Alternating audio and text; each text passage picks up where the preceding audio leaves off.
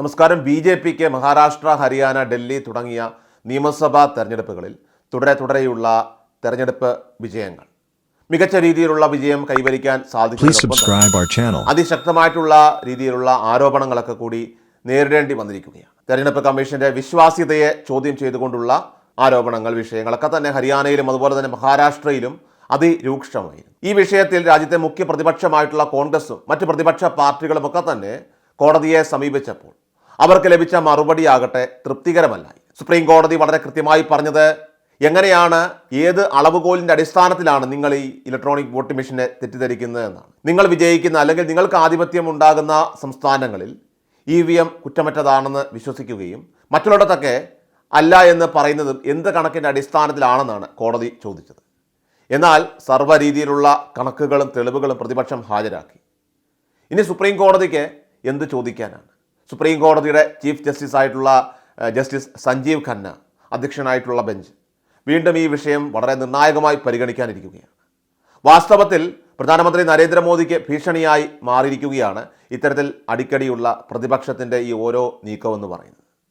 JPCയുടെ റിപ്പോർട്ടിൻ്റെ അടിസ്ഥാനത്തിൽ വഖഫ് ഭേദഗതി നിയമവുമായി ബന്ധപ്പെട്ട വിഷയം, അത് രാജ്യസഭയിൽ പാസ്സാക്കിയതിനെ തുടർന്നുണ്ടായിട്ടുള്ള ആ കോലാഹലങ്ങൾ, പ്രതിപക്ഷ ബഹളം, അത് വലിയ രീതിയിൽ അതിശക്തമായി മാറിയിരുന്നു.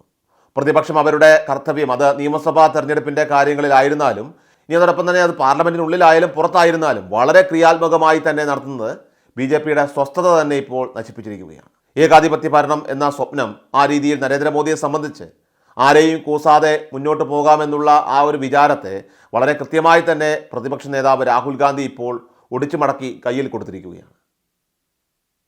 അമോൽ ബേബി എന്നും പപ്പുമോൻ എന്നൊക്കെ തന്നെ വിളിച്ച് രാഹുൽ ഗാന്ധിയെ BJPയും CPIMും ഒക്കെ തന്നെ കളിയാക്കിക്കൊണ്ടിരുന്ന നാളുകൾ മുൻപുണ്ടായിരുന്നു. എന്നാൽ ആ കാലമൊക്കെ ഇപ്പോൾ മാറി വളരെ ഉത്തരവാദിത്വത്തോടുകൂടി ഈ രാജ്യത്തിൻ്റെ ഭരണചക്രത്തിലുണ്ടാകുന്ന പോരായ്മകളെക്കാൾ വർഗീയതയും ജനങ്ങളോട് കാണിക്കുന്ന വിഭിന്നമായിട്ടുള്ള ആ രീതിയെയും ചോദ്യം ചെയ്തുകൊണ്ട് തന്നെയാണ് ഇപ്പോൾ രാഹുൽ ഗാന്ധി മുഖ്യധാരയിലേക്ക് ഇറങ്ങിച്ചെല്ലുന്നത്. അത് തീർച്ചയായിട്ടും BJPയെ സംബന്ധിച്ച് അവർക്ക് വലിയ ഭീഷണിയായി തന്നെ മാറിക്കൊണ്ടിരിക്കുകയാണ്. അതിൻ്റെ അസ്വസ്ഥത ഇപ്പോൾ അവരിൽ പ്രകടവുമാണ്. അതിൻ്റെ ആദ്യപടി എന്നോണം സുപ്രീം കോടതി ചീഫ് ജസ്റ്റിസ് സഞ്ജീവ് ഖന്ന അത്തരത്തിൽ ഇന്ത്യൻ ജുഡീഷ്യറിയെ ഉടച്ചു വാർത്തിരിക്കുകയാണ്. ഒരുപക്ഷെ രാഹുൽ ഗാന്ധിയും പ്രിയങ്ക ഗാന്ധിയും നയിക്കുന്ന പ്രതിപക്ഷത്തിൻ്റെ നേതൃനിരയെ എങ്ങനെയൊക്കെ തകർക്കാം എന്ന് BJP ഇപ്പോൾ ആലോചിച്ചു കൊണ്ടിരിക്കുമ്പോൾ ആ ജുഡീഷ്യറി വഴി കിട്ടുന്ന ഇത്തരത്തിലുള്ള കനത്ത പ്രഹരം, അത് BJPയെ സംബന്ധിച്ചവർ ചിന്തിക്കുന്നതിലും അപ്പുറത്തേക്കാണ്.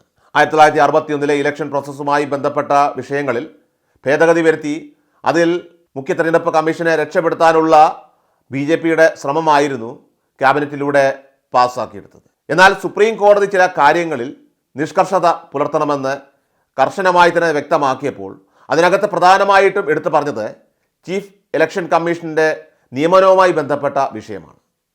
അതിൽ പാനൽ അംഗങ്ങളിൽ സുപ്രീം കോടതി ചീഫ് ജസ്റ്റിസിനെ കൂടി ഉൾപ്പെടുത്തി ഉണ്ടാകേണ്ടതിൻ്റെ അനിവാര്യത ഉറപ്പുവരുത്താനായിട്ട് കേന്ദ്ര സർക്കാരിനോട് സുപ്രീം കോടതി ആവശ്യപ്പെട്ടിരുന്നു. എന്നാൽ ഇതിനെ നഖശിഖാന്തം എതിർക്കാൻ പ്രധാനമന്ത്രി നരേന്ദ്രമോദിക്ക് കഴിയുമോ എന്നുള്ളതാണ് ഇനി രാജ്യം കാത്തിരുന്ന് കാണേണ്ടതായിട്ടുള്ളത്.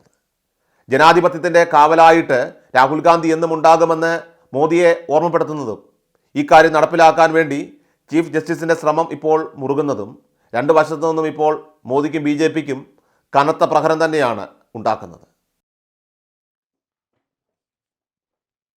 എല്ലാ ദിവസവും വാർത്തകൾക്കായി സബ്സ്ക്രൈബ് ചെയ്യുക, ഫോളോ ചെയ്യുക. വാർത്തകളുടെ നോട്ടിഫിക്കേഷനായി ബെൽ ഐക്കൺ എനേബിൾ ചെയ്യുക. Please subscribe our channel.